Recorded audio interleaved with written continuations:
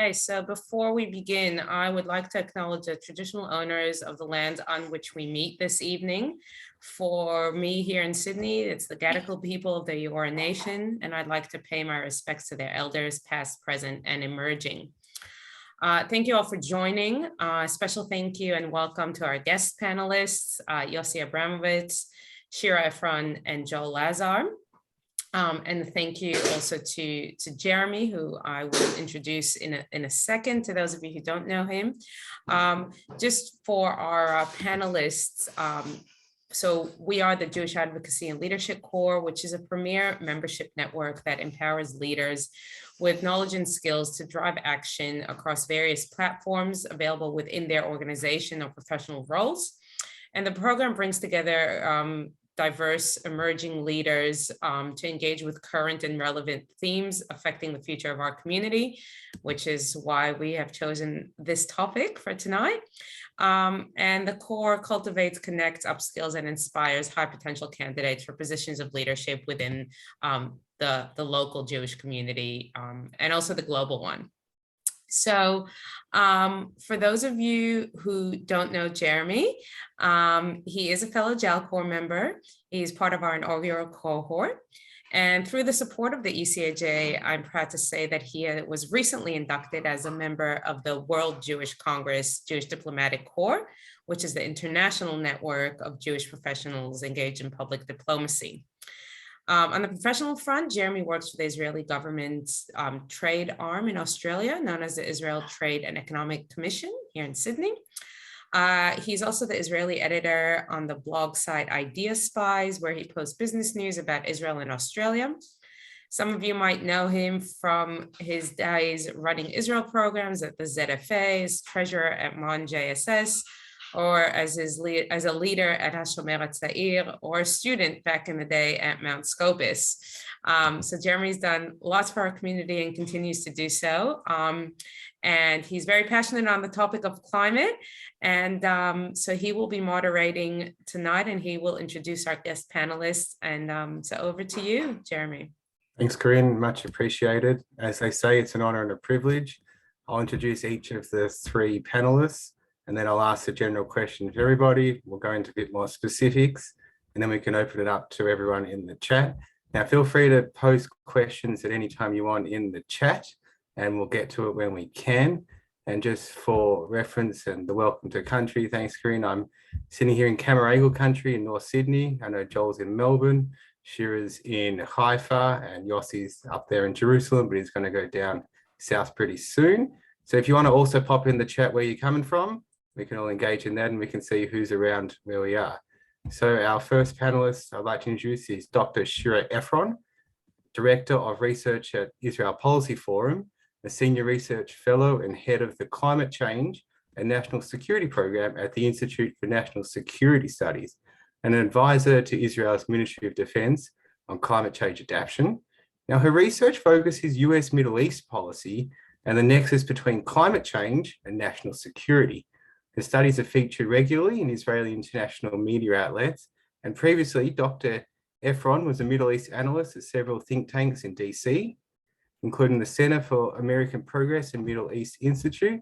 She has a PhD in Master Philosophy and Policy Analysis from Rand's Graduate School, an MA in International Relations, International Business from New York Uni, and a BSc in Biology, which was a major in Computer Science minor from Tel Aviv University. So we're very grateful for her time today, and it's a very interesting topic, climate change and security. So I really look forward to hearing that. Our second panelist is Yosef Abramowitz, an Israeli-American entrepreneur, President and CEO of Energiya Global Capital. If I said that right, Yossi, if not, you can correct me with my Australian Hebrew. And he's also the co-founder of the Arava Power Company. He's an activist, and did you know, was nominated by 12 African countries and Belize for the 2021 Nobel Prize for his climate work. He was also a candidate for the office of the President of Israel recently last year, but dropped out before the deadline. Now, that's very fascinating. He's also been named by CNN as one of the top 6 green pioneers worldwide. Yosef Abramowitz served president of the Arava Company from 2006 to 2013 and he's now focused as serving as CEO and president of Energiya Global since 2011. Now, Energiya Global, which we're going to hear about, develops affordable solar projects worldwide with the goal of providing clean electricity, 50 million people by 2030. I think that reference back to the African countries nominating him for a Nobel Prize, and would like to hear about that, as well as the relation with that can be with Australia and Israel and us as leaders. Now, talking about us as leaders and why we're here today in terms of green energy, local leadership, pleased to introduce Joel Lazar, the CEO of the Jewish Climate Network. Now, the Jewish Climate Network, or JCN, was established a few years ago, 2019, with the aim of catalyzing the Jewish community to support and strongly advocate for action on climate change. Now, JCN is an initiative of the Jewish Ecological Coalition, and that was established in 2003 to deepen Jewish commitment to sustainability and to work with individuals and organizations to prevent and repair environment damage. Now, Joel's a powerful storyteller, voracious inquirer, as I read from his bio, thoughtful collaborator, strategic decision maker, and passionate mentor. His life skills are diverse, spanning commercial law, educational program design, Jewish youth leadership, facilitation and script writing, as well as my buddy who he played soccer with growing up, and his dad was the coach. Thought I should put that in there.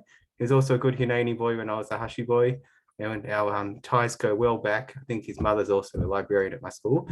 Now, Joel firmly believes that the Australian Jewish community has a key role to play, now this is us, in addressing the impacts of climate change that are now unfolding, while also enjoying the social and economic benefits now flowing to those who are taking swift and effective action.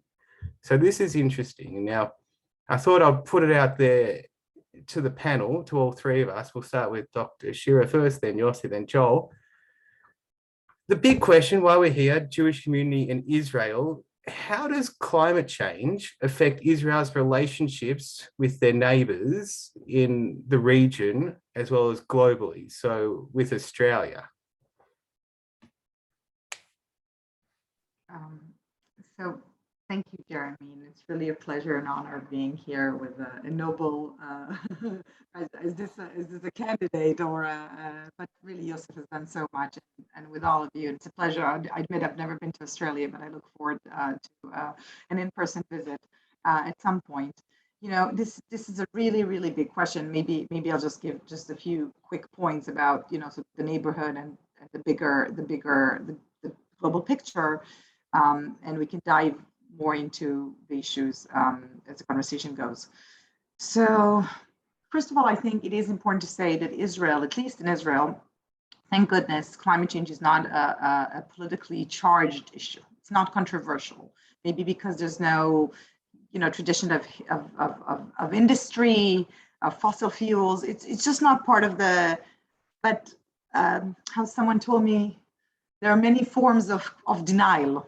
And I think that for a good few years, Israel was sort of in denial, not in denial of climate change from a point of view of doubting the science or having an interest-based objection to it, more just like, we can't afford to look at long-term trends because we're so busy with the day-to-day challenges. So this is to say Israel is in a troubled, you know, the climate before even climate change in this part of the world where we are, and I can show you the beautiful beach in Haifa where I'm sitting at the moment. There's always been a harsh climate, there's been a desert, and Israel has been a world leader in adapting to the climate, right? With its water technologies, with food and crops that are suitable for the desert. But the idea of how this will change and affect both the strategic security environment, how it affect global affairs, and how it affect even some of the things I'm doing now for the IDF, which is really like, how will you be able to defend this country? Meaning both from new adversaries that are going to emerge, or old adversaries going to emerge in different contexts, and also like, will your airplanes fly? And after, if you've seen the reports yesterday on the tarmac kind of melting in the UK, you know, this is not imaginary. This is not pulp fiction. So I'll say that I think a lot has happened in Israel in the past, mostly in the past year. There's been really a shift in its understanding that climate change is here. Not only that it's here already, that Israel needs to do something about the mitigation, but also no matter what global powers are able to do, and if Israel is a big contributor or not, and this is, a discussion, that you have to adapt, because Israel is in a situation, it's called a climate hotspot, and I can share with you a map of when you asked about the region and what's going to do to the region. That even if the world is able to limit temperature increase to 2 degrees Celsius, here we're going to reach 4 degrees Celsius. I mean, depending on which projections you look at, but overall in the Middle East, the average is already 1.5 degrees Celsius, which is what the global community is trying, or at least aspiring to limit the average rise to. When you look at the regional level, and I don't know if we should show this screen, but if you look immediately around us, while Israel has the adaptation capabilities to face some of the climate effects, clearly the neighborhood doesn't. Jordan, a strategic pillar of Israel's defense, really, if you think about it, it's the longest border Israel has without active border defense. You have a country with which you have peace ties. It's one of the most the driest countries in the world. I think only 9 other countries have less precipitation than Jordan. What do you do about it? What does it mean for livelihood in Jordan? It's a place where, Jordan is, we're used to say it's between Iraq and a hard place, suffering waves of refugees without an ability to satisfy their demand. Israel is committing to selling Jordan more water, which is necessary, but insufficient. I won't go into Lebanon, because Lebanon is in a state collapse anyway, so climate is just an added factor. But when you look also at Syria, there's a lot of literature on the role that an extended drought, that is a product of climate change, the role that it played, the major role that it played in triggering the civil war. And I will tell you that even now, there's so many people who were displaced in Syria and sought refuge everywhere. We're still talking about 12 million people in Syria that are food insecure, not talk about water and drought and other issues. Iraq, extremely vulnerable place. There were 8 sandstorms in Iraq over the past month. Egypt, complete parts of Egypt where are going to be underwater, the Delta Nile, where we're talking about millions of people, and it's not just people would have to move, but first of all, where will they move? But in terms of coping abilities, a lot of it came to the news with the war in Ukraine. Again, we've seen a focus on food insecurity in the world and how much countries around the world are dependent on food imports. In the Middle East, there's no resilience for switching. And what do you grow here? And can you shy away from being dependent on exports that one time have, it's a war now, but I don't know if you remember in August 2010, I think it was the 5th of August 2010, Putin installed, put an embargo on wheat exports in Russia, and then Ukraine did the same thing. Then it was because of drought, an extended drought and fires. And I think something happened in Australia at the time. China panicked, bought the whole market, and again, food prices rose. There are new reports from the IMF, the International Monetary Fund, that looks also at high sea level rise, the risk to Basra, to Algiers, and also what it can do to the coastal area of Tunisia. It can erode the coastal areas, affecting the livelihoods of people, and 85% of its tourism sector. So when you look at the neighborhood, it is very scary in terms of everything here is going to just become worse climate-wise, and given this region's underlying structural problems of lack of governance and institutions, and the differences between the haves and the have-nots, and corruption, and how do you tackle this? It's all really alarming. I think there is a place for opportunities if we want to be optimistic about it. If Israel and the Abraham Accords, and there's an understanding that Israel is not a burden on this region, it can also be an asset if it's done wisely. And a lot of the work that Yosef did at Arava is about that. But I will tell you, you need a more active Israeli policy in that direction. Regional cooperation could be a buzzword. How do we go about it? What do we do? but it needs to be led from the top and thinking of the areas what Israel can do. And also it can't come from a place of like, oh, we, the Jews, are going to save this region. The idea is an interest-based, equal approach with a lot of humility. I'll just say a final word on the sort of international level.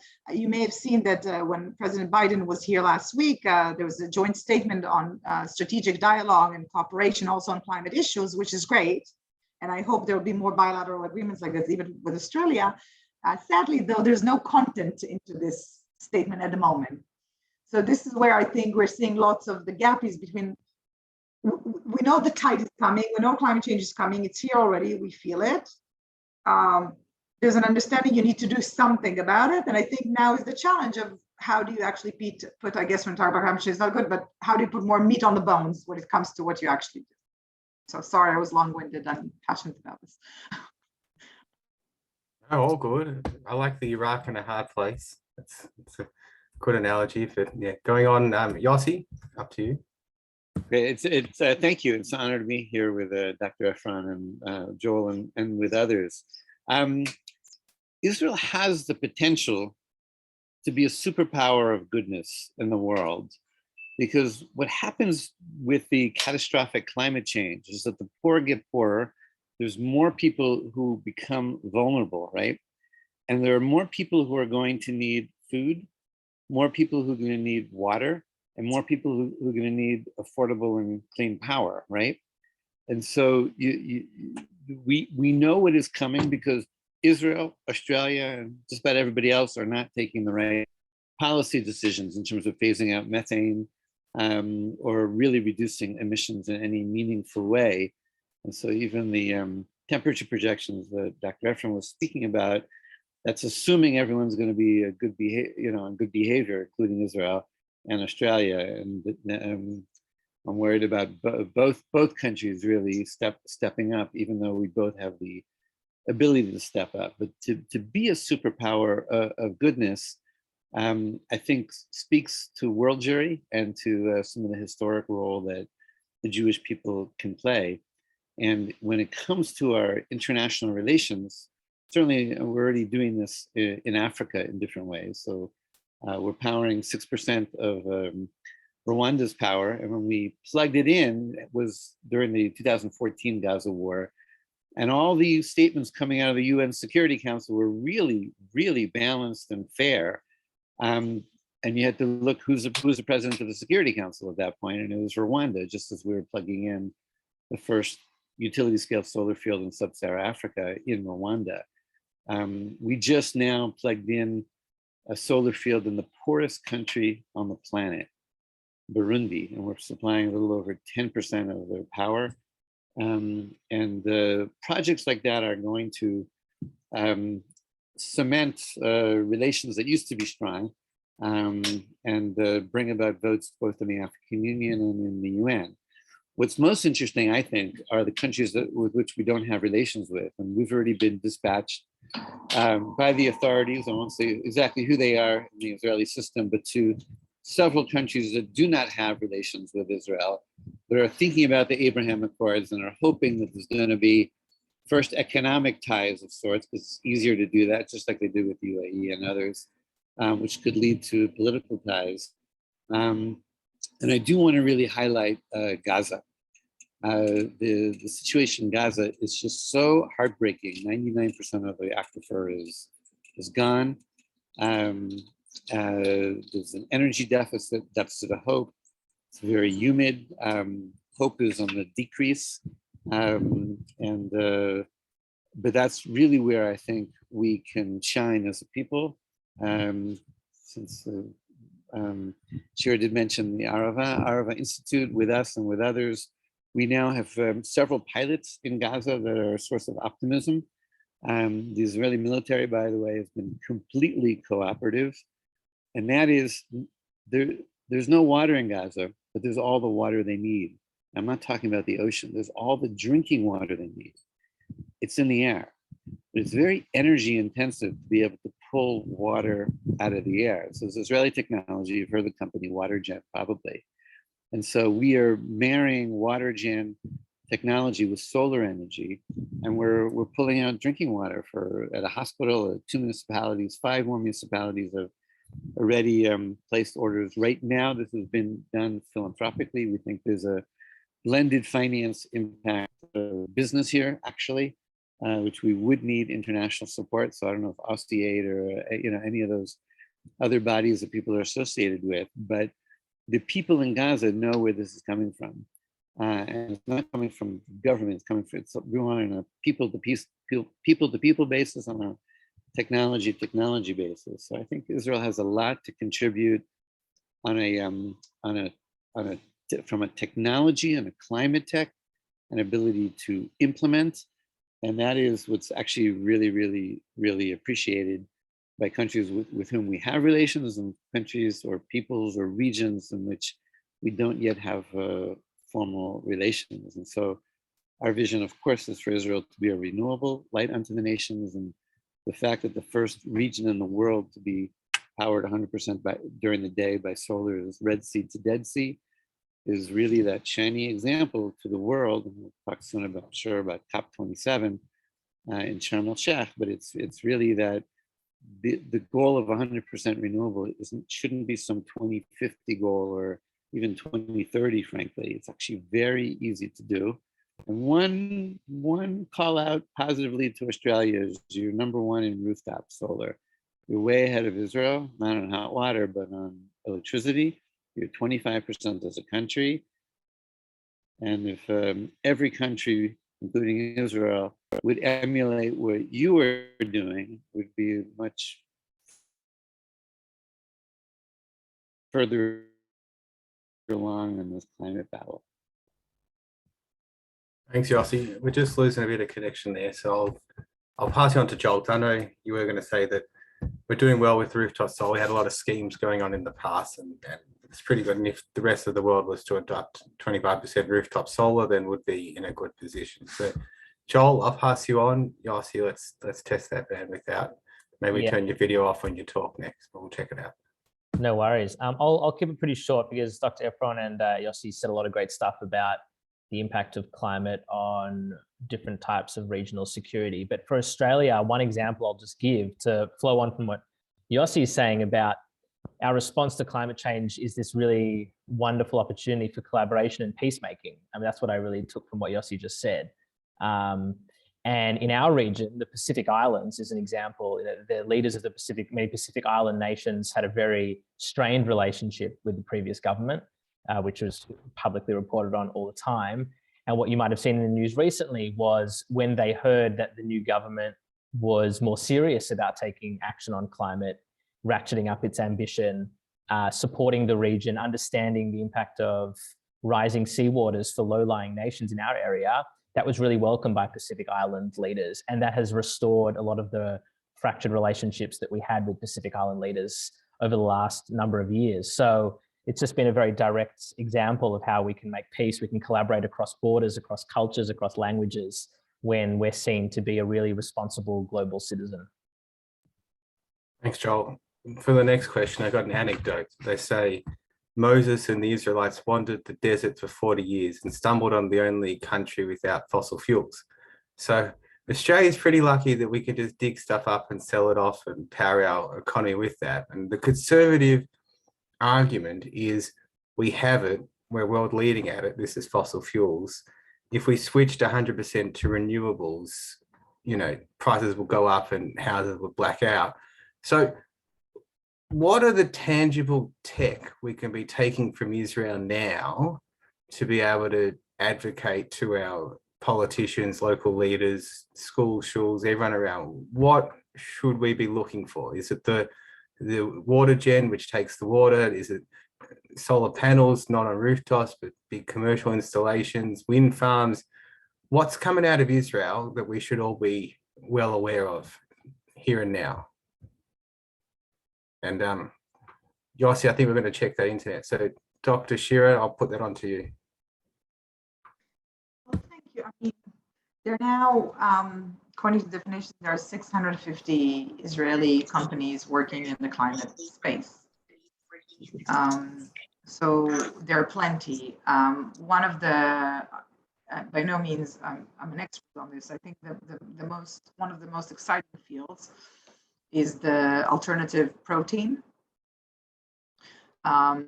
which I believe that 25% of global investment in the alternative protein industry goes to Israel.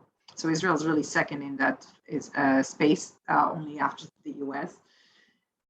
And that's, people say like, oh, it's for vegans or for, we can't scale it, it's too expensive, but it's not, because given the contributions of emissions of the meat industry, and not just this, right? Because you need to,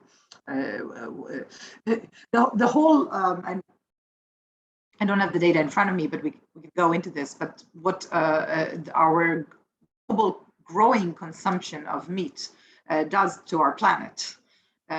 From the forest we cut to how we ship them and the animals themselves and the methane, it's catastrophic. And the alternative protein really comes as I think is a necessary means for addressing this issue. And the idea is to also make it affordable to everyone, right? Which is you could start with the sexy 3D printed steaks, which I think and the other really exciting things they're doing here, the Technion and other labs, which, by the way, I understand President Biden ate one of those steaks before when he came here. There's also a lot of innovative technology around the use of peas and other vegetables. So I think this is something to look out for in that space. And if you can make this affordable and taste just as the real product, there's no reason why would this not become a substitute. So the alternative protein, I know, again, there's no current content behind the statement of the Israeli-US declaration, but I think one of the topics that is going to be advanced there is the idea of carbon capture, which is an immense challenge. There is some technology in Switzerland, prohibitively costly.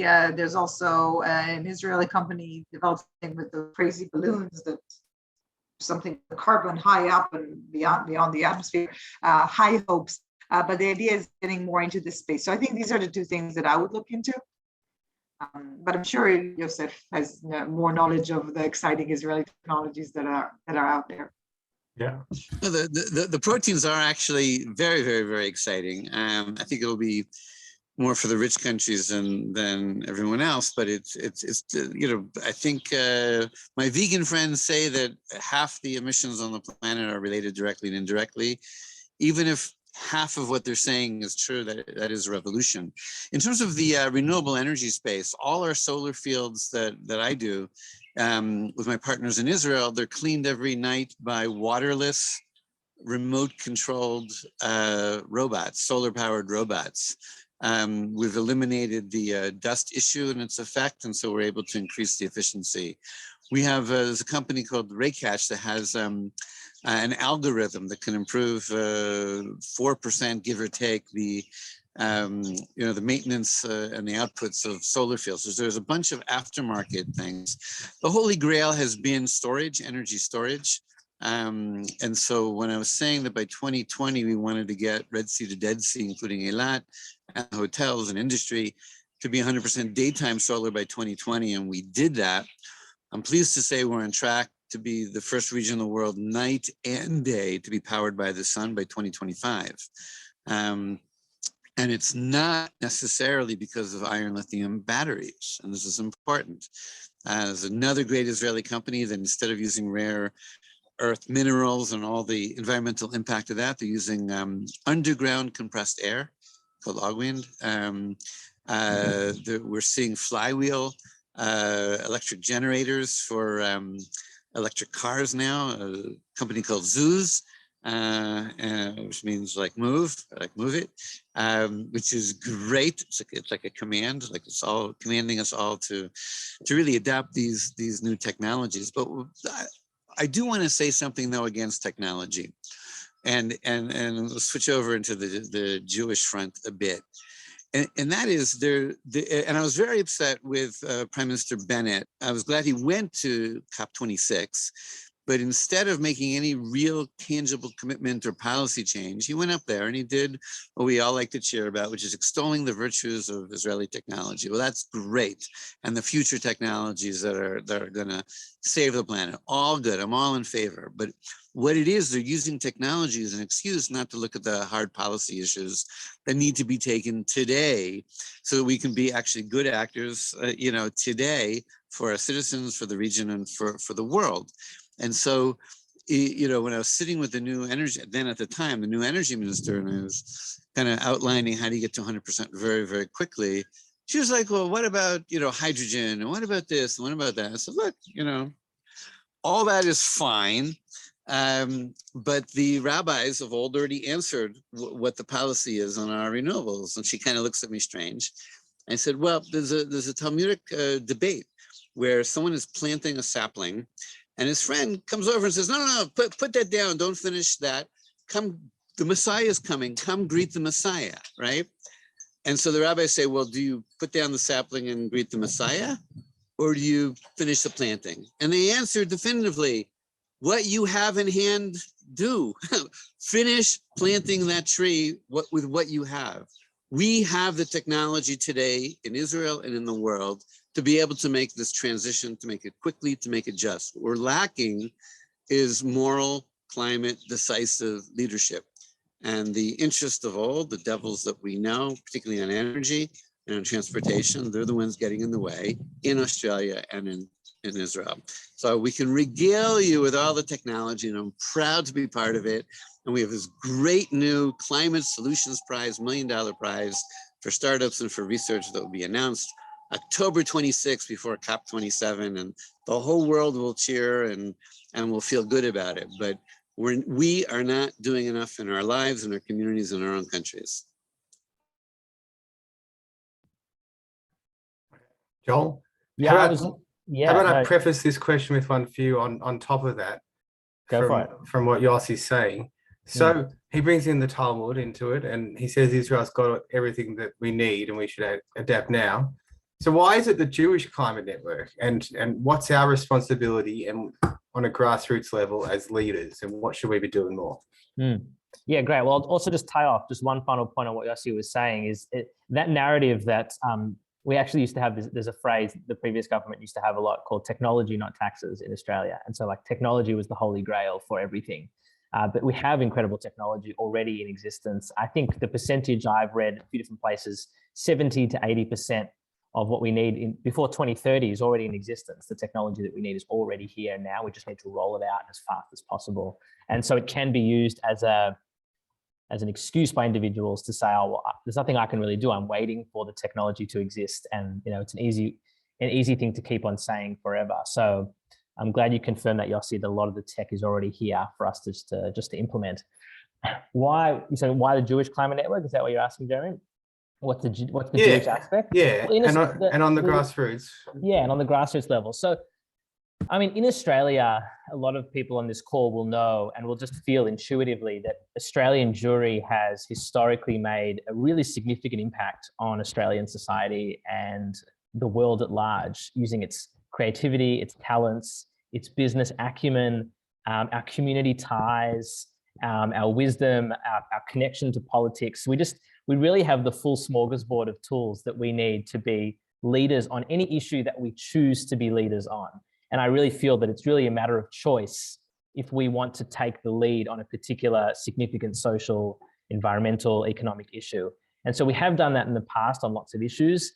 And so the idea behind the Jewish Climate Network and why we've got that really Jewish is at the forefront of that is reminding our community that as a collective, individuals within this community have immense potential to take action. We don't need to wait for somebody else. Indeed, we can't wait for somebody else to come and save the day. It's us here right now that need to take the action, and that our community can be a real powerhouse on this. We haven't historically been a powerhouse on this issue, but absolutely now we have the opportunity to do so. And so the JCN was founded to help mobilize that energy. Anyone who gets up in the morning and says, wait a second, in my business, my community organization, my academic position, my political orientation, I feel like I could do something here. What should I do? JCN's here to have a conversation with those people and say, here's what you can do. Here's how you can get started. So I want to interrupt. Okay, Yosef. I love that setup, and I'm going to tell you how you can duck. Ready?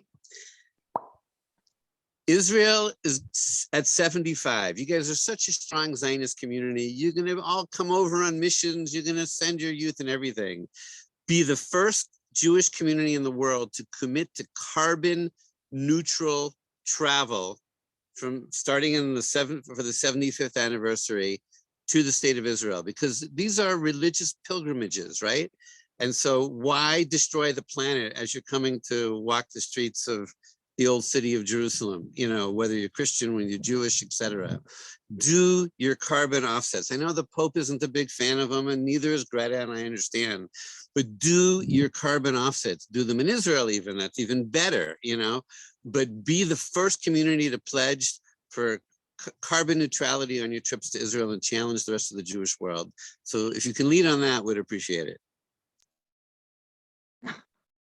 We've got to talk That's to ZFA. amazing, We'll make it happen. Shira, you want to add to that? Yeah, there are two things. First of all, I think what Yosef said initially, that Israel has this idea, and I agree very much that the Prime Minister Bennett went to Glasgow and said that the Jews will save the world with their technology, and there's a lot of work to do at home, and this is what I was trying to insinuate early on with climate law, with looking at vulnerable populations here, looking at the region, looking at adaptation plans, looking at Israel's commitment. And it's very convenient to say, oh, we're a small country, and nothing we do is going to affect the planet unless the US and get their act together. But actually, it's not true. Israel is a middle-sized country when it comes to that. When it comes to emissions, even more. When you look at per capita, Israel is a leader. It's in the top 30 countries in terms of emissions. But I'll just say that I think on the Jewish conversation, it's very interesting. I've had a conversation with I think I can say it here on the record, with the Jewish Policy Planning Institute in Jerusalem, and the idea of the conversation about climate change implications for the Jewish people. And I think, can we even ethically speak about it when we're talking about the biggest problem of our generation, of the world? We don't know if humanity is going to survive, right? Can we self-segregate and talk about what it means to the Jewish people? And that's a big question. But I think it is interesting, and we did the same analysis with COVID. You look at the share of Jewish populations residing in coastal areas prone to flooding and sea level rise. Do we have a data? Do we have an assessment? Is it going to affect Jewish lives, Jewish neighborhoods, the ability to congregate? I mean, I don't know. That's a question. I don't have this data and analysis, but I think you think of like what you should do about it. I think these are things to look at. I think in terms of the Jewish values about tikkun olam, which is, again, this is where also Israel comes in. Israel could have the technology, it has the potential, but we should admit it. I mean, a substantial part of the Israeli tech, the startup nation is gambling online. So when we talk about saving the world, I mean, where do we put our priorities? And that's, I think, what Yosef was hinting at. Those technologies, energy storage, all these things, you need infrastructure, you need the academia, it's not like an app that you put on, it's not a game. You need investments that goes beyond, the amazing entrepreneurs we have here. I think also when we talk about climate justice, how does it affect minorities? By the way, this is something that maybe this could feed into the BDS movement. This is something we need to look at. And in terms of, I think, as Jewish leaders, again, it's not such an issue in Israel, but if you look at like your activity, and you see it's in the US and in England and in Australia, obviously the important role the Jewish community has played and continues to play in civil life, and the need to teach, maybe as part of sermon, teaching about these dangers, so you can bury your head in the sand, and bringing the science to your communities. I think these are very, there could be a very prominent role to play, and Yosef even elevated it with a concrete ask from you on the zero carbon, which I really like also. Okay, I'm going to touch on a few things there, Dr. Shira, because I have this question written and it ties in with the other ones about the Jewish community in Australia, in Israel, terrorism, your work and the study. Now, I note from the Ministry of Environment and Protection in Israel, they say the need to prepare for climate change stems from the recognition that climate change is already underway and that greenhouse gas emissions must be reduced in order to limit global warming. Now, in Israel, awareness of the impacts of climate change must be increased. This can be achieved through implementation of action plans and policy measures, so this is where your work comes in, that will reduce climate-related risks and encourage the exploitation of potential climate change opportunities. Now, with the topic of this conversation, are we at war with climate change? And in Israel, should resources be diverted from the Defence Ministry into the Ministry of Environment and Protection? I mean, I'm realistic, so I don't think it's going to happen. I will tell you that in the last year, the recent budget that Israel passed, and who knows when we're going to have a budget again, right? Because we're going to get into political chaos. There's a lot of money that went into climate change, more than ever before. So it's not just a matter of the investments, it's also a matter of like attention span and priorities and doing the work, fulfilling your commitments. There's a government decision from 2018 that called on all government ministries to present climate change adaptation plans. They just haven't done it. So, and I'll tell you just on the Ministry of Defense, and I do want to hear others here, not to dominate the conversation, on the issue of climate change, I feel like the Ministry of Defense is going to ask for increased budget, because they don't have the means to adapt. So again, I told you before we started the conversation that I can show the listeners, I am sitting here at a national, it's a state-owned company. Basically, it's a national entity that looks at the seas and the lakes in Israel. And I'm here now because they don't have the budget to do any work on climate, on the seas in Israel. So it's the acidity, salinity, sea level rise, how much it will penetrate the aquifer, by the way of Gaza also.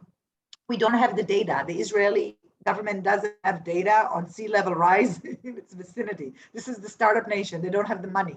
They don't have the budget. They don't have the data. So the IDF can't plan its next, the base it's now renovating in Eilat, in South of Aqaba. They can't plan it to cope with sea level rise because they don't have the data. They don't have the projections. So it's I don't think we're talking about transferring a budget. I think we need to shifting priorities, understanding this is not a soft issue. This is not a nice to have. It's going to affect your very ability to actually fight. I will tell you, there's a submarine base here that was planned in 2009. The planners did not take into consideration sea level rise. You have to do these things. Yosef mentioned the Gaza Strip. I don't know how much you know, but 97% of the water, the natural waters, the aquifer is cannot be consumed by humans. Another 1 meter sea level rise means another half a kilometer penetration. So where's this all going? So I think it's more like maybe, this is what I would argue, maybe instead of another F-35, you need to put money into assessment of climate change implications on the IDF's ability to protect this country. And I think I will tell you that they're doing the work, and I'm advising them, so I can't say more. They're doing a lot of the work, but without any budget at the moment, and without budget, nothing serious is going to happen. Yossi, I see you're nodding along with me. I'll let you go. Yeah. So I want to reframe that a bit, because yes, you need budget for the things that Dr. Efron was just speaking about, but I know where to find it. It's actually, there's a tremendous amount of potential money if we would have the right climate policies. Why? Because the cost of solar today in the state of Israel is 1/3 the cost of electricity from gas. Right? In other words, we're not looking for a penny, a shekel, a pruta, or whatever from the state of Israel when it comes to renewable energy. Okay, yes, for minorities, for Bedouin, whatever, but overall, so what's happening is the Israeli consumer and the Israeli market is being, robbed because of the monopolies that have been put in by, let's just call them special interests rather than the common good, right? And so our electricity bills, we could be cutting in half if we had, if we had the right energy policies that would happen to coincide with climate and with the climate-friendly energy. And the cost of solar plus storage in Israel is about half the cost of electricity from the gas. And so there's a tremendous boost to the economy if we would make the right decisions. But as we saw even yesterday, the prime minister flew over the Karish, as a warning to Lebanon and to the gas in the ocean. But he's blocking everything when it comes to anything major, when it comes to changing our policy to go for ambitious yet doable climate policies that would be cheaper for Israel as a country and as a market and even for the government. So it's not about how much money, netto do we need to spend. It's more about how do you restructure your energy economy in a smart way, and it happens to also be the climate-friendly way. Joel, do you want to add anything to this, or I'll revert back to you now, Yossi. So, I can hear you're a bit of an American, so I'll use the football phrase "state of play." So we had a bit of trouble in Australia recently, and they were almost going to cut off our power at certain times of the day because we were reaching maximum capacity in winter because everyone was running their heaters. And I remember speaking to someone from Energy Australia, they were meant to cash in on this sort of time because there was above, but then our regulatory board said, no, you have to price cap and all these sort of things. So what's the state of play in Israel? What percentages are we talking? Is solar, what's wind, what's fossil fuels, and what's it also like in the region? So look, as much as I'm usually on the Israeli negotiating teams, and so when I'm representing Israel, I try to say the good things. But I'm assuming we're mostly inside our community right now. We are the worst player in the OECD. Like after I plugged in my first solar field in 2011, if I was made the energy minister, Israel would be today 100% daytime solar, the whole country. And again, we proved it out in the Arava, despite the government, not with their support. We're at about 8% renewable, with the overwhelming majority of that being solar. It's a combination of solar rooftops, solar fields. There are some wind installations today. Our environment minister, who actually correctly is calling for a moratorium on any new wind. We're a small country. We're the largest migratory route for birds in the world. And there's very few places that the Air Force would allow us to, because they have to come in under the Russian radar in Syria and stuff, and they need the air corridors. But it was really solar should have taken us there. Herzl had a great idea of a Te'alat Yamim, connecting the Mediterranean and the Dead Sea, and he envisioned that all the power in the state of Israel was going to be green energy and hydro on Niagara Falls. By the way, he also 120 years ago said that all the transportation in this future country that we're privileged to live in would be 100%, that all the cars would be 100% electric, which is extraordinary, way before Elon Musk was around. And so there's parts of our legacy that we're not fulfilling. In the region, on a percentage basis, Jordan is much better, Morocco is much better, Egypt is much better. In terms of absolute megawatts, there isn't a big difference. We have a larger energy market. Part of what we're seeing in Lebanon, which Dr. Efron described, is a meltdown because of their energy crisis. And frankly, all they needed was 450 megawatts, which could have been built in Jordan and put on the Arab grid 10 years ago in an economic way to prevent that kind of meltdown, which we're probably going to see more of. So Israel is a bad player, but when I'm trying to say good things, first region in the world is Red Sea to Dead Sea to hit 100%. And that's a silver lining. Yeah, you guys talk about this migration of the birds, but I've heard that with the rising sea level and increased temperatures, issues with water, access and energy, do you think there'll be a large or even different sort of migration than we've ever seen from some of the African world to Israel of humans? And will that also push the need to actually really move to net zero by 2030, or any other time frame that you would be advocating for? Look, the need is there now. I mean, according to the UN, we're supposed to cut emissions by at least 45 or 50% by 2030. Israel's on track for a net gain in emissions by about 8% of the current policies, even though their goals are otherwise. But if they just play out their current plans, and it's going to be methane, which is 83 times worse than carbon dioxide is, a heat trapping gas. We're already seeing changes in the bird migrations, and I suspect we'll see change in pandemic patterns and mosquitoes from Egypt and other kinds of things. Yeah, I guess it's really interesting, right? Because there is the gap between Israel's commitments to 2050 and then its explicit commitments to 2030. We're talking about 27% emissions, and then what's happening in practice, and the numbers just work. So you know, it's really a shame because of the potential, because it's a small country, because you can do so much with it.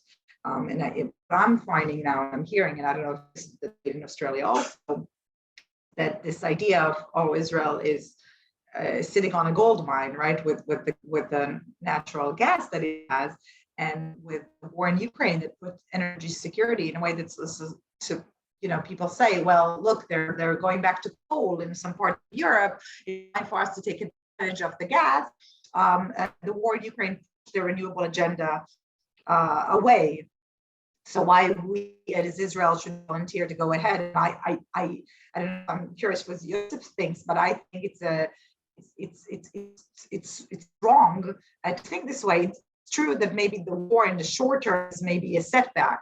We're seeing a hiccup, but it's actually going to also only expedite the trend moving toward renewables, and Israel wants to be there. And my fear is that even if you say, okay, so you have natural gas as an interim step moving toward renewables, my fear is that because Israel has been a little bit slow on this, despite being so fast on so many other things, right, because of the policy, that if we're going to invest only in further extractions and the infrastructure on the gas, we will not make the required investments in renewables. So I think it is important to put it in the, you know, the global context of what's going on, and I'm curious also what's happening in Australia in that regard, to be honest. Yeah, just two regional things in answer to that. Yeah, the gas companies are definitely exploiting a short-term crisis to lock us in for another generation or two. But there's two relatively new ideas: supergrids, solar green energy supergrids, one from the Gulf all the way to Israel, and then an underwater sea line to Europe. And the other one that Shomrei Habayit, environmental group here, is, and this plays into Abraham Accords, but if you look at it's called the triangle something, Saudi, Egypt / Sinai, triangle. Jordan. Yes. I think this is great. In other words, we can produce tens of gigawatts of wind and solar right there, and it's a much shorter route over for Palestinians, by the way, for Israel and underwater sea line to Europe. And what's also great is that is essentially a 24/7 solution. Why? Because wind is better at night. It's a much better thing to, like, if we're serious about the climate issue, that's the solution to the crisis in Europe. Because if it takes you 5 years to do a gas rig, and there won't be a crisis then, and let's say it takes 5 years to build this underwater sea line, so make the right choice. So I'm cautiously optimistic that the grandiosity of some of the world bodies and some of the Arab states may play into, interestingly, a climate agenda that could be the right thing. But our government is in the pocket of the gas companies. And in Australia, you made a lot of mistakes, frankly. I can say that because I'm a critic of my own country. I mean, selling off your transmission line to some Hong Kong Chinese interest and without any controls on the pricing, your electricity is so high because they got you. They totally got you. And I know Josh, he blocked one or two of the privatizations, I think, of a gas thing, but you have enough land. You've been blessed with so much. I know everyone thinks Australia and cold. you have the land, you have the land, you have the sun, you're just lacking the climate leadership. And we are hoping that your new government is really going to lead the way. And for those of you who are concerned about the Israel perspective of your new government, so why don't we connect our fates, right? Why not use climate as a shared issue which can probably maybe help your current government on Israel, Middle East in terms of the worldview, if they would partner with Israel to help achieve their bigger climate goals. Thanks. Look, I think they're good points. We are coming up to time, so we should open up to questions. So I'll let people ping some questions in the chat. But in the meantime, while you say that, Josh Frydenberg did get voted out, unfortunately. And we've got a new government, and talking about new governments, you're going to have a new government. There's going to be new investments coming in. While we wait for some questions coming in, or people putting up their hand, what's the role between government and private enterprise? Because, you know, maybe Yossi, they would have called you a solar cowboy. We've had a few solar cowboys in Australia setting up the big plans, and now they're state-based in Australia, in case you wanted to know, and they're not just Australian state-based, they're foreign state-based, only the power grids here. So like, okay, I was going to ask, so what is the, so what's the difference between government and private enterprise, and who should be taking the reins? But also Gemma Lopez just put in and talking about recycling in Israel. So I guess that's also a question that goes between private enterprise and government. So if you want to touch on both, Yossi, and then on to Dr. Shira and Joel, we can go from there. Yeah, look, we in the climate movement and also we in the renewable energy industry want government to get out of the way, right? Like right now, if you have a factory in Metula that says, hey, I want solar energy, can you build me a field in the Negev and supply me? There's no way to do that, right? We want government to get out of the way. We actually want a free market. If the market was free and it was all about price, and solar would win. But the uncertainty and the lack of horizon is caused by government because they're the ones ensuring the monopoly for the gas thing. So we need a strong climate movement. That's civil society, right? We need an industry that can push and with united voice with civil society, and they're not there yet. And we need a government that is free of the influence of the fossil fuel industry. I mean, I think we need all of those.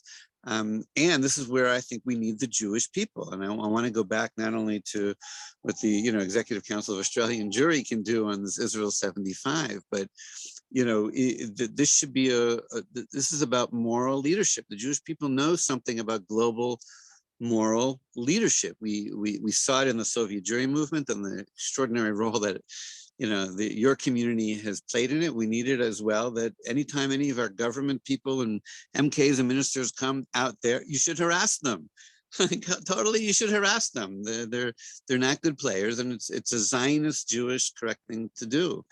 And I think we have an extraordinary opportunity as a people rather than as a country with COP27, because everyone's talking about it as the Sharm el-Sheikh conference. No, nothing's going to happen at Sharm el-Sheikh that's meaningful. It's fine. They should meet, they should pledge, they should whatever. But it's about moral leadership. And not too far away from Sharm el-Sheikh, there's this modest little mountain that has played an outsized role in moral history, in the development of morality and civilization. And I think we, the Jewish people, we need to climb Mount Sinai during the COP conference. I think we need to come down with 10 climate commandments that we would do with our interfaith leaders and other, and that should be the lesson to the world. And we should smash whatever tablets in front of the UN and in front of the bad actors. And we need to call our own leaders out as well, as because the golden calf here is short-term, quarterly profit earnings and not thinking about the future. And I think we as a people, Australia, Jerusalem onward, have a moral role to play, and we need to call all of our leaders to account.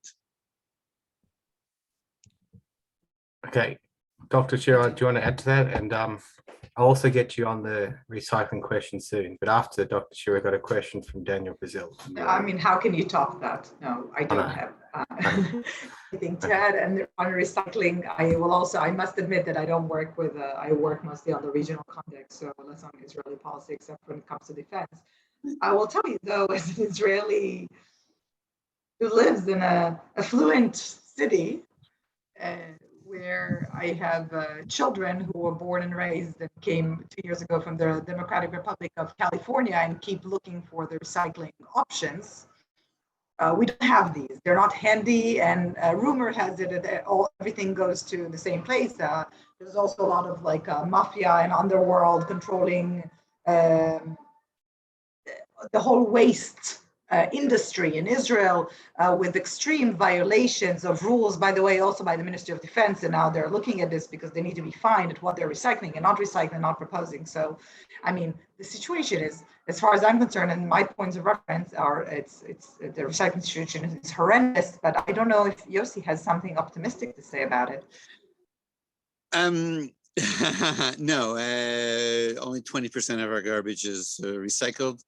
In Jerusalem, they took away all of our plastic bins, recycle bins. They're claiming to be able to do it. You're supposed to separate at source. That's the best practices worldwide.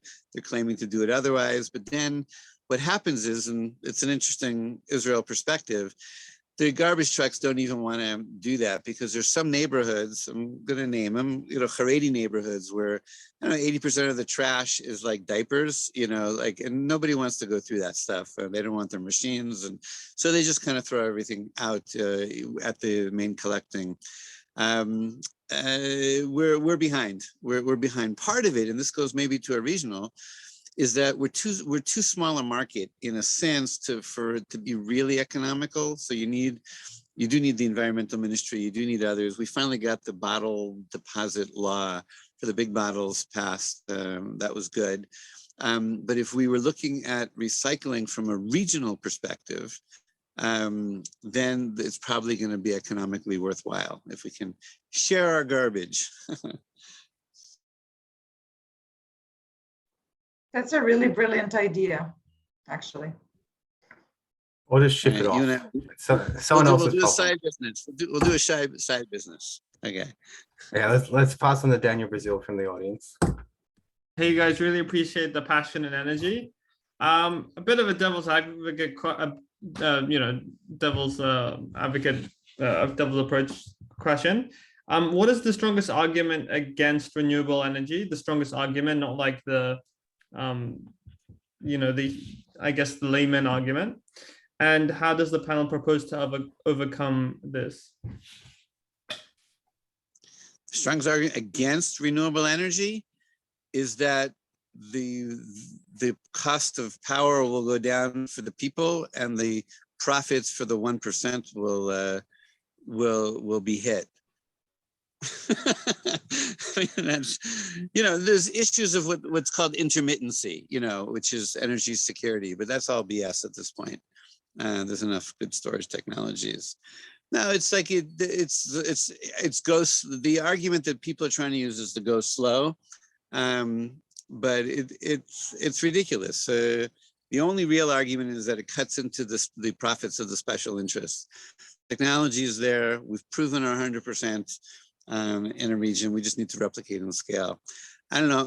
You're asking maybe the wrong person. I shouldn't have even answered that. Maybe someone else has a better argument against. I'll just say two quick things. I mean, one is intermittency, what Yosef was saying. You might have heard, Daniel, the idea that what do we do when the wind isn't blowing and the sun isn't shining, right? So that's nighttime power. We need to be able to store power and be able to use it when we really need it. And the answer is we have answers. We have batteries, we have hydro, we have a lot of ways to solve that now. But people who don't want to invest rapidly in those technologies, because it will require a massive concerted effort to build all of that storage technology, but it's all there and it's all ready. So that's kind of the answer to that question. I'd say the other big one is land usage. So it depends on the country, but you really need to get social license from populations. If you want to build a massive solar farm or a massive wind farm, Yosef will know all about this.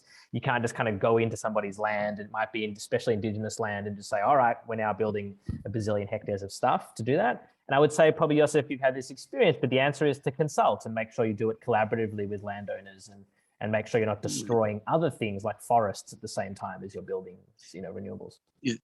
No, I think you're right. Israel could be 40% renewable just with the rooftops, but all the objections are going to go away the day after Nasrallah bombs and hits the gas rig.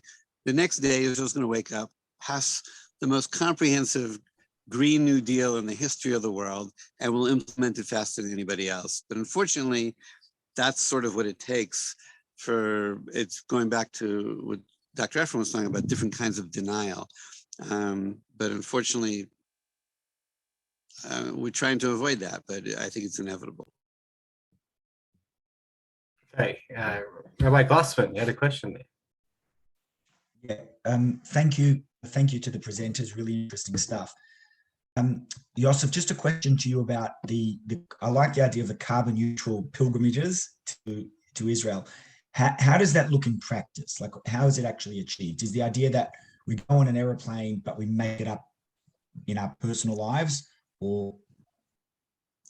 Yeah, no, there's different ways of doing it. I can tell you what I do, because I fly around the world trying to save the planet from climate change, right? So there's a disconnect there. So I do what's called carbon offsets, in which I am literally paying for, in most of the cases, the planting of trees, right? And so there's Is that something a called plug the for the carbon. JNF, by the way? Well, no. So JNF may have to change. It could be more of a plug for the Society for the Preservation of Nature in Israel, because they're taking over old marshlands and doing what's called carbon sinks. But yes and yes. So there's something called the carbon calculator. I think there's maybe one on the JNF website. You put in the distance that you're going to fly and what class of service, right, as well. And you can see how many tons of carbon dioxide. So every Tu B'Shvat as a family, we do our carbon footprint calculation, right? And then we buy our offsets with essentially planting of trees. There's also a great grassroots initiative in Israel called the New Energy Project, Clean Energy Project, something like that. Eyal, I can put it maybe in the chat or send it afterwards to the organizers. And in that case, they're like bringing solar to Bedouins so that way they don't have to like burn things to cook, and you can measure the difference. So yeah, at the very least, think of it as trees in Israel, X number of trees equals a round trip flight. And just the act of doing that has its own educational value. The issue there is that people aren't really changing their behavior, and I accept that criticism. I don't own a car. We've changed our behavior. We've cut out red meat. There are things, as you pointed out, you can do in your personal lives. But I think a formal offset, if Australian jury wants to say, we're going to start being carbon neutral, this is how many flights we're expecting our community to take, and that's going to equal a forest, the replant of forest that was burnt down because of climate change, right? And by the way, it's something called the Great Green Wall of Africa, and we want to do a matching forest in the Sahel of Africa, and we're willing to pay for it. It's not that much money. Yeah, it's a brilliant idea. How long does it take to sort of get a return on that? Like, by the time the trees grow and everything, it's Well, yeah, the New York Times Magazine had a really good expose this weekend about the tree growing business. 3 different initiatives for 1 trillion trees, because 1 trillion trees would suck up a lot of carbon dioxide. You have to make sure you're planting trees and not just seedlings that are going to die. They really do have to. And look, because of the history of forestry in Israel, you have a very good chance that what's planted here will actually go to maturity. And when they do the calculation, they're thinking that the tree will go to maturity when they calculate the offset. But yeah, just do a whole new forest for Australian jury for all of your projected flights for Israel's 75th. Like, yalla, and challenge everybody else to do it. Thanks. I think we can do that. That sounds pretty achievable.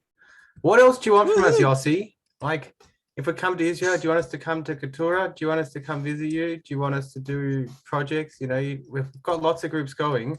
What would you recommend we do when we get there?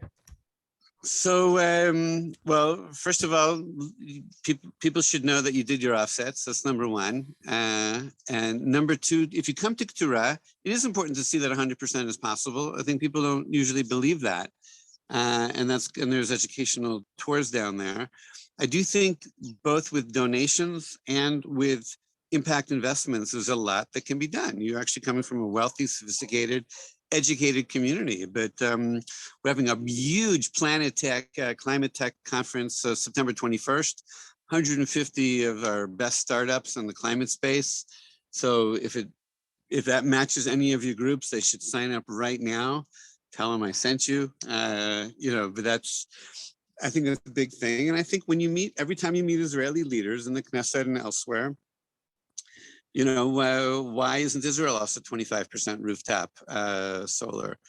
You have a right to know. You have a right to know and to push it. It was very helpful on issues historically of religious pluralism, hearing from World Jury.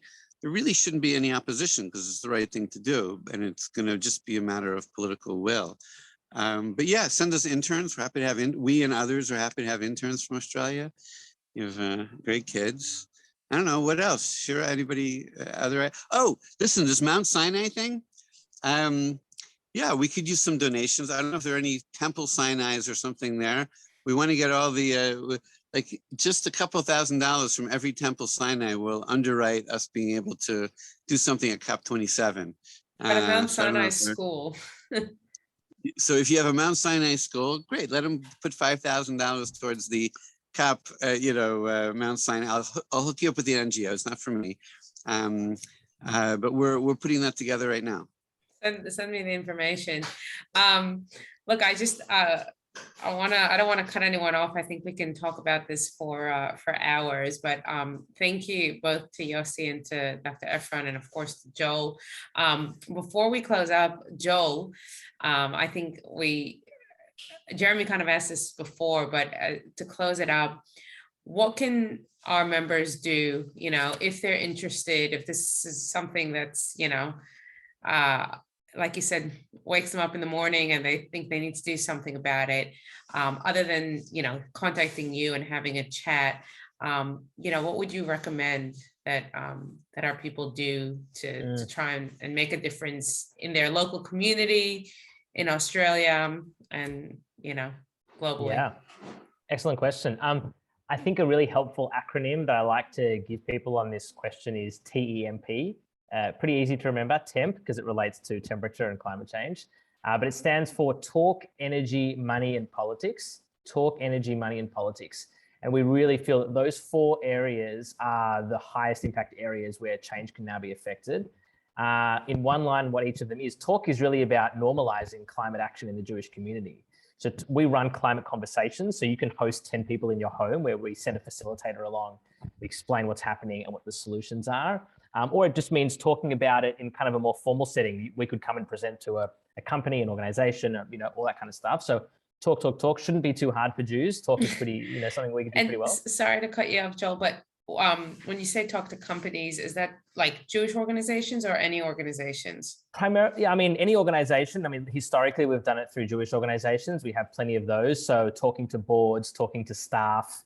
We've spoken at law firms before of just, we spoke to a law firm where they wanted to go carbon neutral and they wanted their staff to understand why they were going on that journey. So we went in there, we explained, the relationship, between corporate activity and emissions. And it was a great way to engage all of their people. So talking is important. And also talk is like the thing you do at Shabbat dinner, or you do it like Rosh Hashanah dinner. It's like the kind of thing that, I don't want to be that guy who talks about climate. No, but actually the more we take it out from underneath the rug, the less of a strange thing it feels. We talk about everything. Why shouldn't we be able to talk about this global issue? So the person who raised it at the Shabbat dinner, you'd be very surprised by what happens. You realize actually more people here care about this and they want to talk about it than I expected. So talk is really big. Energy is a really obvious, tangible one. Switching to green energy in your home or your business is just a no-brainer. Like Yosef said, your shul. Everywhere, shul, organization, business, home. If you have the capital for it, install solar, you make the money back over a couple of years, and then you've got free electricity bills for life. Or if you don't quite have it yet, you can easily switch to a green energy company and you just know that your electricity is coming from pure green energy. So that's a really great thing that a lot of people can do. Money. capital makes the world go round.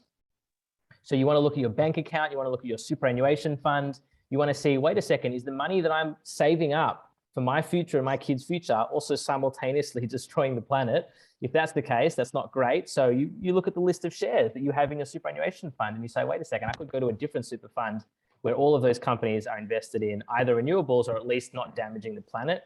And you can do that really quickly. We've got links on our website to do that. And then P is politics. So engaging with local politicians, state politicians, and federal politicians is so important. It's a phone call, it's a letter. Most people don't communicate with their politicians. They don't hear about what you want. So if you're the one person who does it, you're like 50% of the letters they get that week is suddenly about climate. It's like, wow, my community is talking to me about climate. You get 5 people. So it's very easy for us, you know, to say that politics is an annoying kind of process, but you write a letter, you make a phone call, it makes a big difference. And JCN has been engaging with state and federal politicians, and it's making a big difference to hear that the Jewish community wants action on this stuff. So yeah, like you said, Corinne, if you write to me and you're not quite sure which of these 4 things you want to do, I'm really happy to guide you.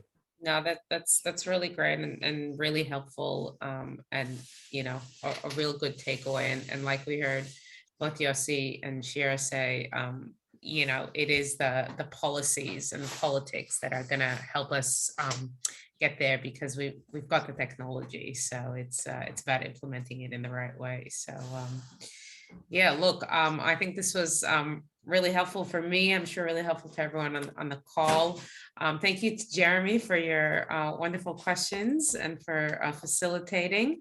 And you know, just thank you all for your time. And if there are any final questions, raise your hand quickly. Otherwise, thank you. I will share around the link later this week or early next week, so that if you want to, if you want to send in, I'll share Joel's email again, contact details and everything. And thank you again. It's been a pleasure. Have a good night. Thanks, everyone. Thank you, everyone. See you by Mount Sinai in November. See Now you we're then. talking. That's great. You're officially invited. Thank you. Bye. Bye, good night. Bye-bye. Okay,